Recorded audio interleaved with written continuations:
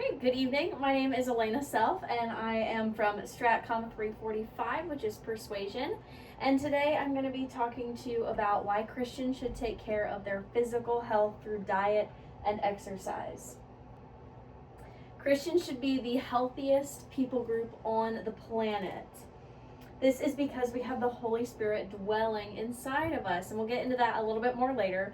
But for now, think about all the dreams that you have for your future. Maybe it's a family, maybe it's kids, or a thriving career.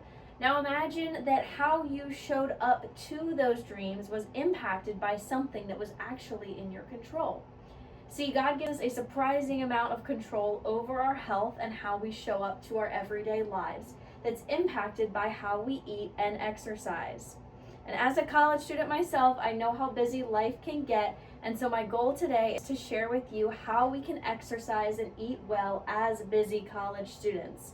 Because Christians should prioritize their physical health through diet and exercise to live lives that honor God and are able to serve.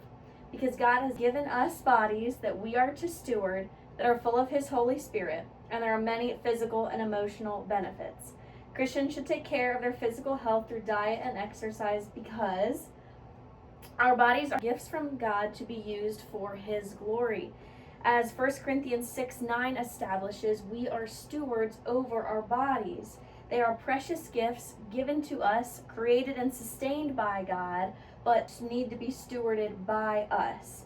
1 Corinthians 9:27, Paul says, "But I discipline my body to keep it always under my control." So exercising and eating well is a form of self-control, which is a fruit of the Spirit. Additionally, our bodies have the capacity to glorify God. As I mentioned earlier, our bodies are the Holy Spirit's temple. According to 1 Corinthians 6:19, Paul says, "Or do you not know that the Holy Spirit dwells in you?" So our physical bodies are where the Holy Spirit resides. Think about it this way.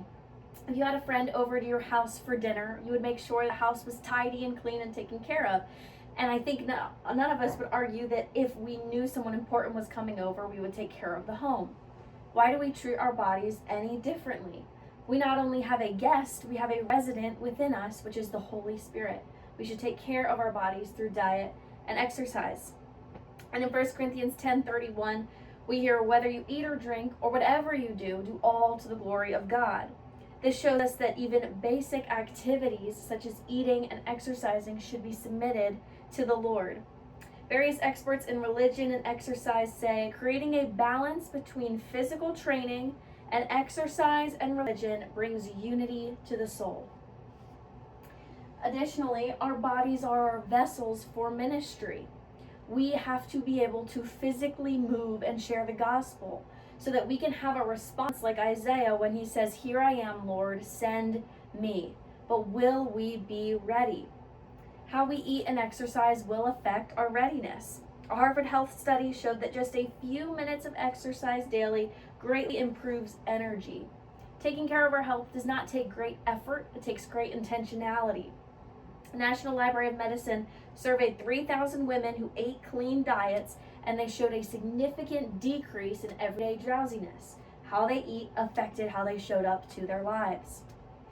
Now, on the flip side, choosing to not eat healthy and exercise results in less energy and less ability to show up to our lives in loving and serving others. Lack of nutrients will result in increased everyday fatigue. Harvard Health did a study on exercising and how it affects the mitochondria, which produce energy. Studies show that regular exercise results in 40% less likelihood to experience fatigue. When we work out and eat well, we are literally improving our ability to make energy and thus show up to our lives well. Additionally, exercise and healthy eating greatly improves our physical and emotional well-being. There is a high reduced risk of illness due to exercise and eating healthy. Studies show we have longer health span, delayed onset of 40 chronic conditions and diseases with eating and exercising well. Even Hippocrates himself said, "If there is a deficiency in food and exercise, the body will fall sick." Exercise and eating healthy also improves our emotional well-being. I personally, like I said, have been exercising for 5 years now and eating clean as well, and I have noticed such an improvement in my overall mood and just emotional state. And this is backed up by Harvard Health. They surveyed 128,000 people who exercised just 10 to 30 minutes a day, and they saw great reductions in both depression and anxiety. And lastly, there are many ways exercising and eating healthy can fit into our busy college schedules. Practically, we can exercise just a little bit more. We can wake up earlier, we can go for a walk, go for a midday jog. It doesn't mean a full hour at the gym to be successful. We have resources like at-home videos and a massive stairwell you can climb and run on. We can practically incorporate exercise into our daily lives. Additionally, we can have convenient, healthy alternatives. Switch to something gluten-free, add a salad to a meal, put veggies in your favorite dishes, cut out sugary drinks and coffee. There are many convenient, healthy alternatives. Again, it takes intentionality. And you are what you do daily. You should still enjoy the foods that you love. Consistency is key, perfection is not. We should take care of our physical bodies to honor God and support our physical ministry. And this is all about small changes. So today, make one small conscious change for your health and watch how you show up differently for others and for God tomorrow. Prioritizing health through diet and exercise will enable you to live a life that is honoring to God and a blessing to others. Thank you.